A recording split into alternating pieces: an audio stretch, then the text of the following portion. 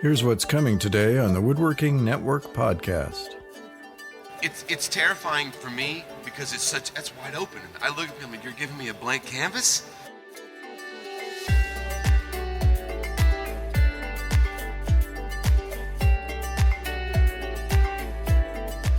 Welcome to this episode of the Woodworking Network podcast. Join us as we explore the business of woodworking, big and small, and what it takes to succeed. I'm Will Sampson. Today's episode is sponsored by FDMC Magazine.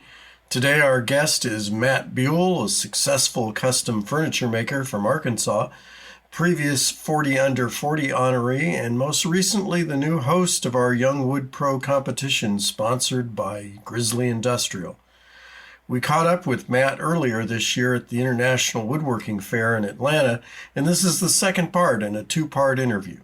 But first, I want to talk about marketing custom woodwork. The classic story of getting started in custom woodworking is the guy who is working in a cabinet shop and starts to take on small custom side projects that the production shop doesn't want to mess with.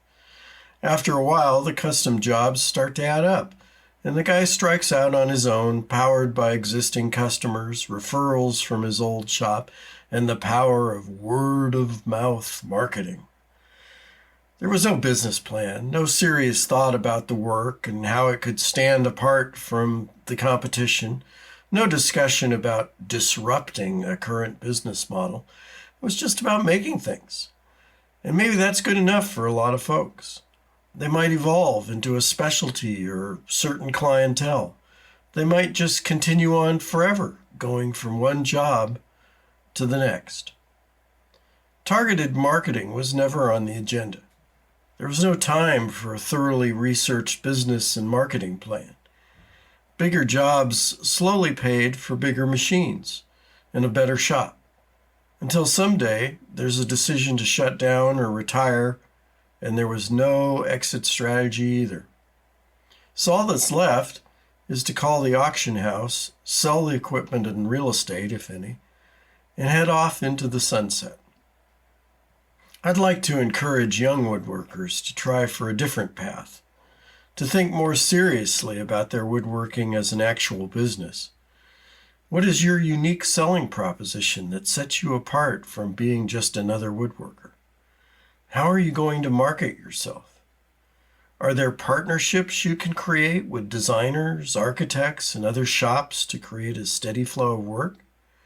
Can you build into your business model funding for research and development of new products, new markets, new equipment, new production personnel to grow your enterprise? Think about creating a career rather than just a job or a series of projects. Think about building a life that includes not just woodworking, but family and personal life outside the shop. Think about expanding your vision beyond just one job at a time. I want to get back to our interview with Matt Buell, but first let's pause for a word from our sponsor.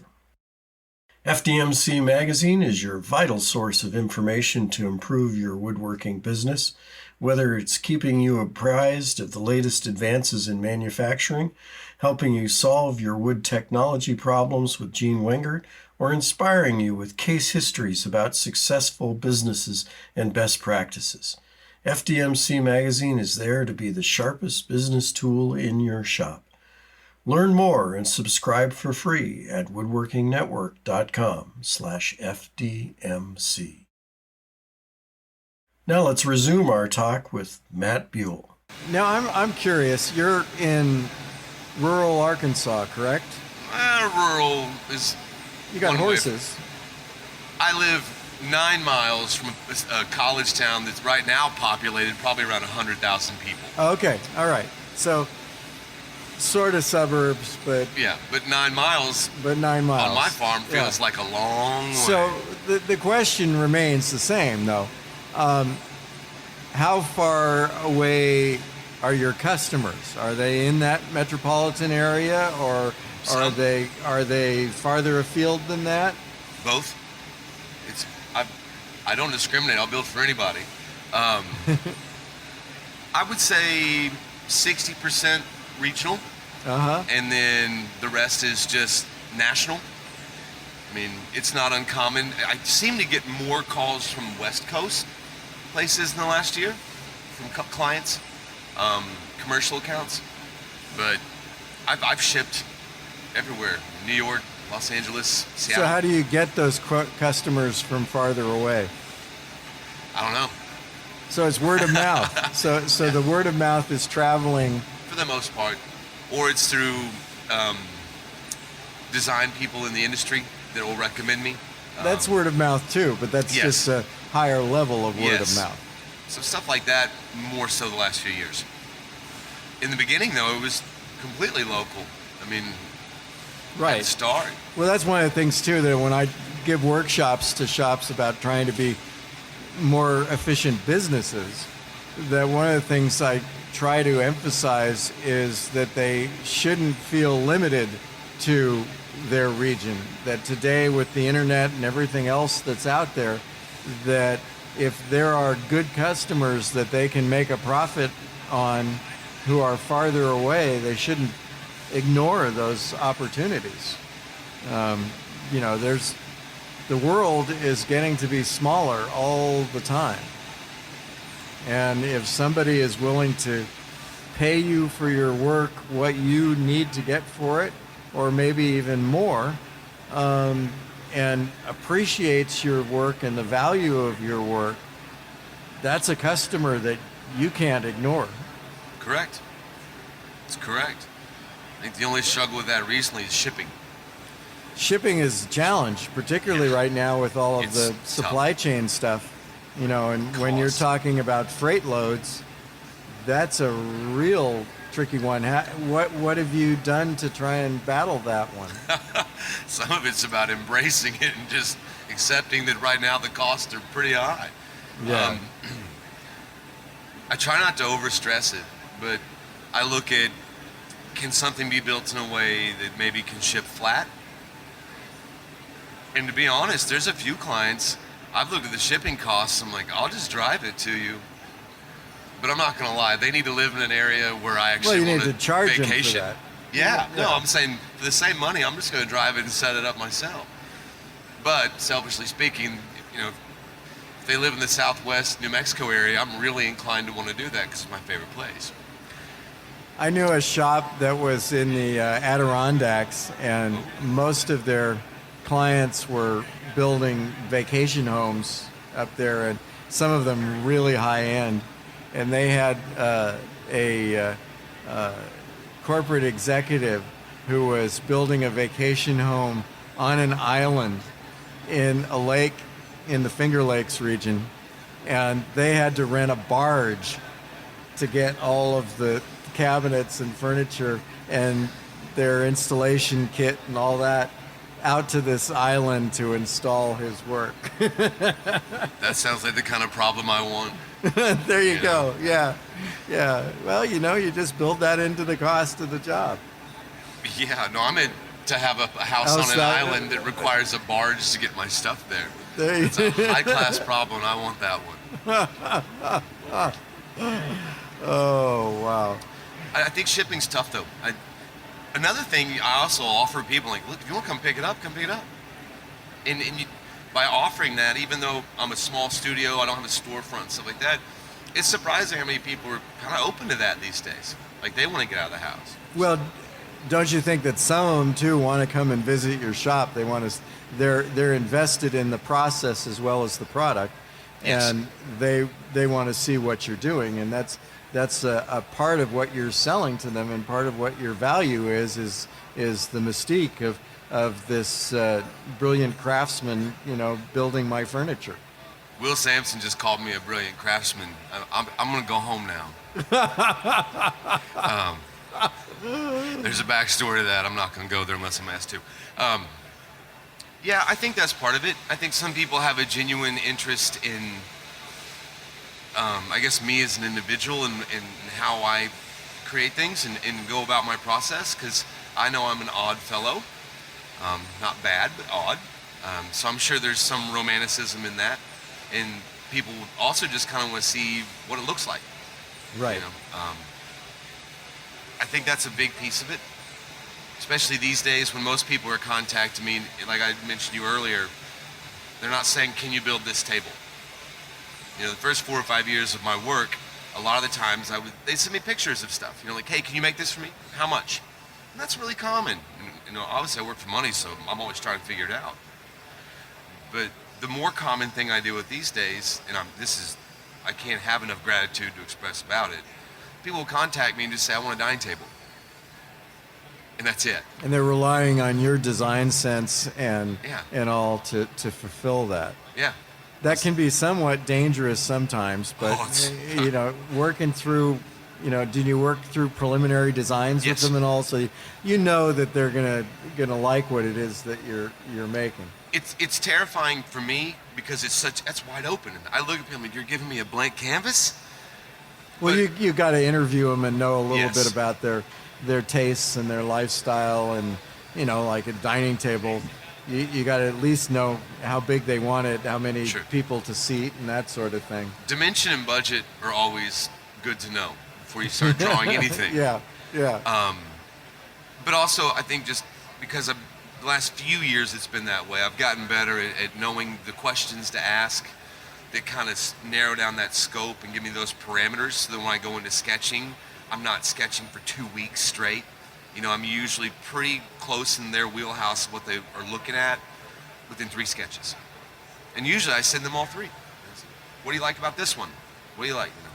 Now, if I go much further than that, from a business model, it gets a little less profitable. Right. Because right. then, you know, I'm not in their building and I'm out there drawing for maybes, and it's a hard dance because You're you still not- want to And you're not charging a design fee or anything like that. If it goes past 3 sketches, or they're insistent on me allocating a lot of time to it, then that conversation is had. Well, that's good, because that's you know, particularly not so much in furniture, but in kitchens and things like that. I constantly urge shops to charge a design fee up front, because it's a great tool to qualify the customer. I mean, you It can is. tell them that the design fee comes off the top of the total project once you agree to the total project, but you need to have that fee up front. And if they're not willing to recognize your professional expertise as a designer and pay you money for that service, True. then do you really want to do business with these people? Yeah. It's to me, it's never just black and white. You know, sometimes there's some gray in there, and I kind of have to just feel it out as I go with each specific client and what they're looking for. And also, as a small studio, I'm always trying to be mindful whether I'm intentionally or even unintentionally creating barriers to entry for the clients. So it's a dance.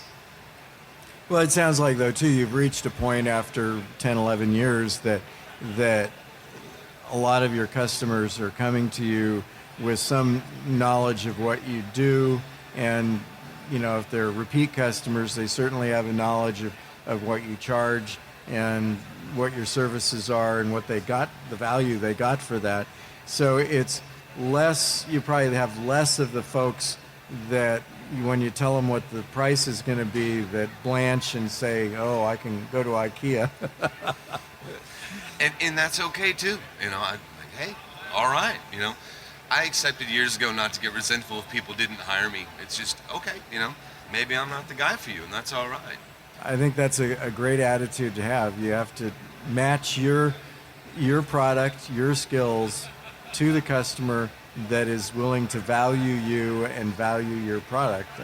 I'm really big on the only thing that matters is the value as perceived by the customer.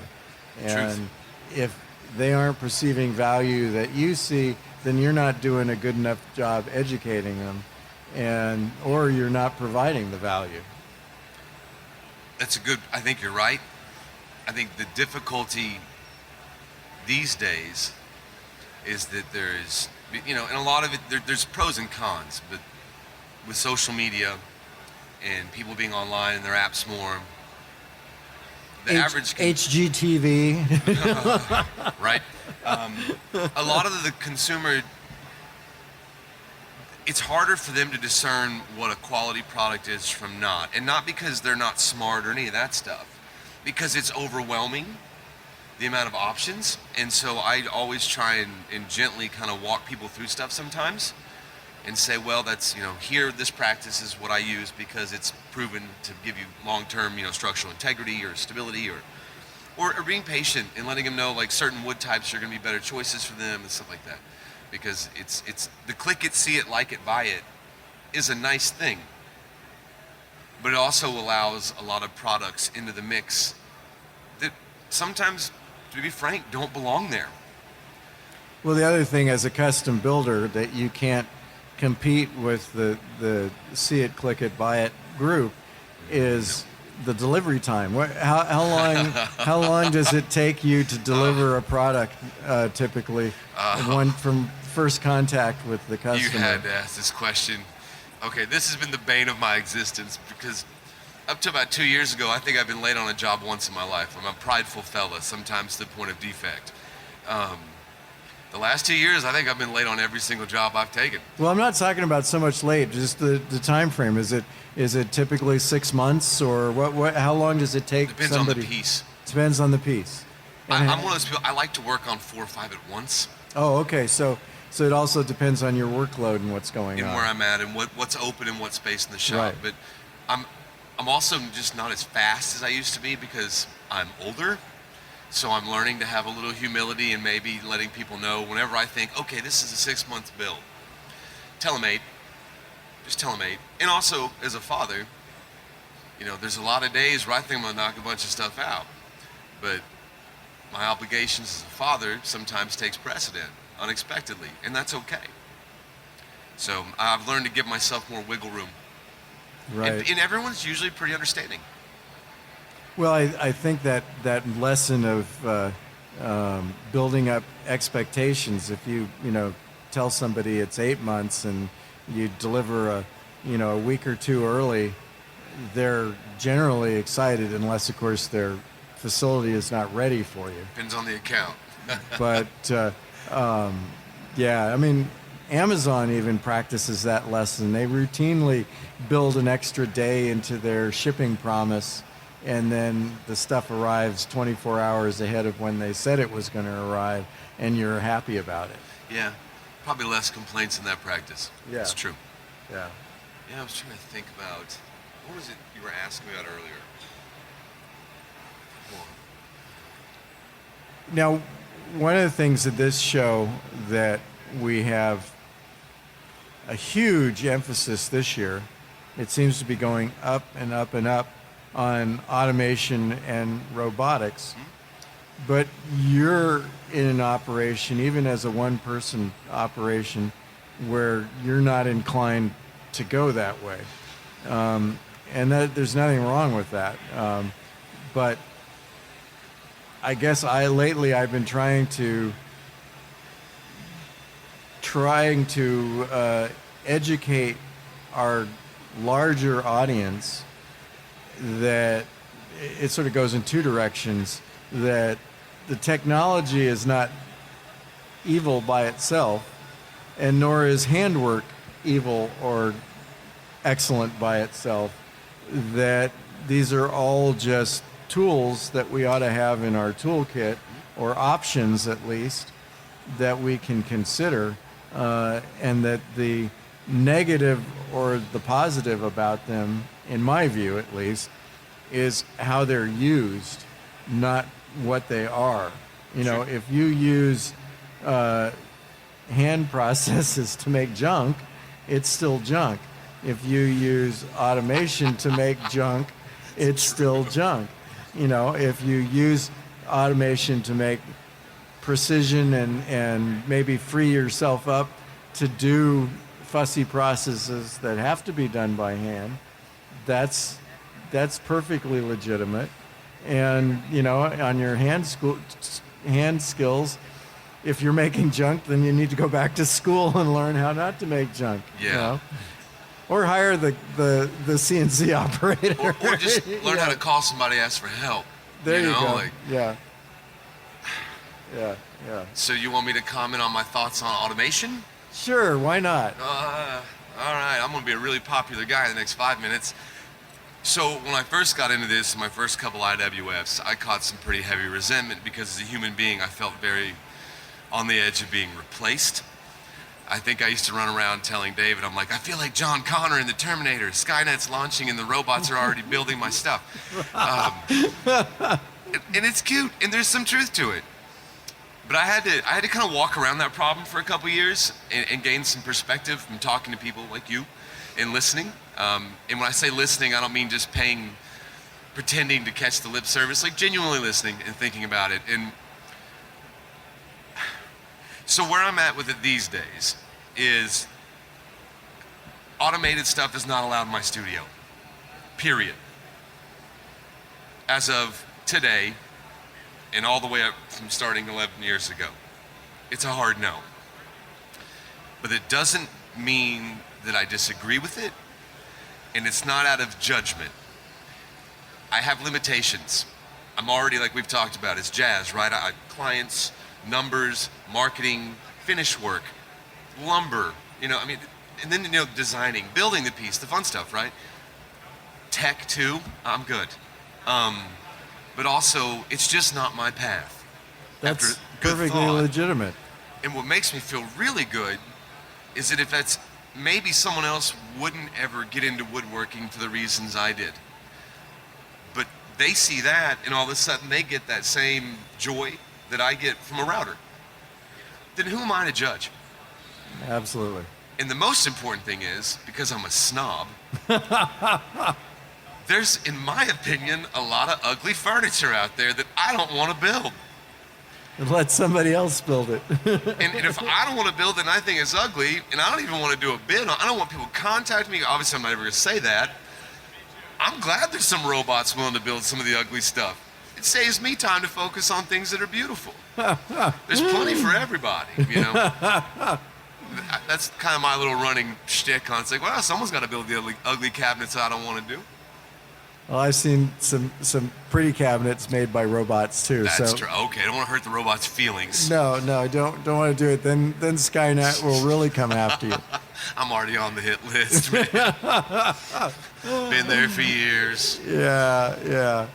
But I don't look at it like that as far as resistance. It's everyone's got what works for them. And you know what? As I get older, in knees and back become less pliable, I might get a little more open. I'll talk to you from a few years from now, and you'll have a cobot in your place that's helping you do things. God, I hope not. My best example for folks that are totally against any of the automation is one of the leading, if not the leading, guitar manufacturers in the United States right now is Taylor Guitars. Mm-hmm. And Bob Taylor started out as a traditional luthier, making one guitar at a time, one person. Yep. And then he came up with some great new ways to make that process more efficient and improve the instrument at the same time. And the way he mounts his necks on his guitars and all sorts of things. Well, today, Taylor Guitars has more than a dozen CNC machines in their operation, and they have laser machines cutting things out like sound holes and stuff like that. And they even have robotic finishing, doing a large part of the finishing on those instruments. They also have dozens and dozens of people doing fine handwork on their instruments as well.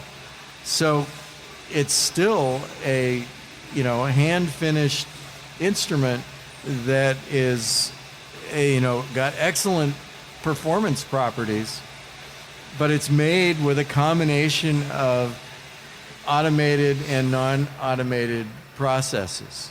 So and some of the technical stuff, like his neck mounting system allows them to do action jobs and reset the necks on their instruments in literally just a couple of minutes.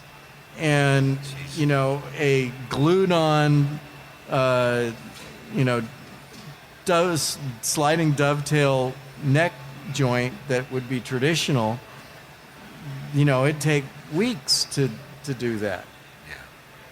I mean, So there it is. that's more profitable, that's for sure. Yeah, I get yeah. it. So, it's not all Skynet, but I won't try and convince you otherwise. I think everybody's got a different spot where they're comfortable in balance with what their motives of why they're there. Obviously, we all have to make a living to keep going. But everyone's got a kind of a different spot in that compass of principles and scruples and profit. Well, and that's okay. I think there's some misconceptions too. I mean, one of my favorite stories that is surprisingly not known by a lot of woodworkers is, do you know how the circular saw was invented? A Shaker woman invented the circular saw. She saw her fellow Shakers working a pit saw to dimension lumber, and a pit saw was a really ghastly thing to operate because it was a hole dug in the ground and a big, long, straight saw that was operated by hand going up and down in that pit with the poor guys on the bottom in the pit, moving the saw up and down and getting showered with sawdust. And she said, there's got to be a better way. And she got the idea of putting teeth on a wheel, teeth on a flat platen, on a round flat platen, and making a circular saw. And that was high technology for then. And that's where it's come. So Sister Tabitha is who we owe for the circular saw. I didn't know that. So, and people think of Shakers, they didn't like technology. That's not it at all. They were, if it was there back then, they would have adopted it if it was more efficient and did a better product and made more sense. Sure. And I think we just look at all of those kinds of things. Yeah, the biggest concern, I was speaking with someone about this earlier. They were asking me my thoughts in similar style about, because I'm a big router person. I love routers. They are my hand routers, not yes. CNC routers. Yeah. But the conversation was, what do I thought about certain technologies that are more automated, even with handheld and with CNCs, and it's fine. It's not for me.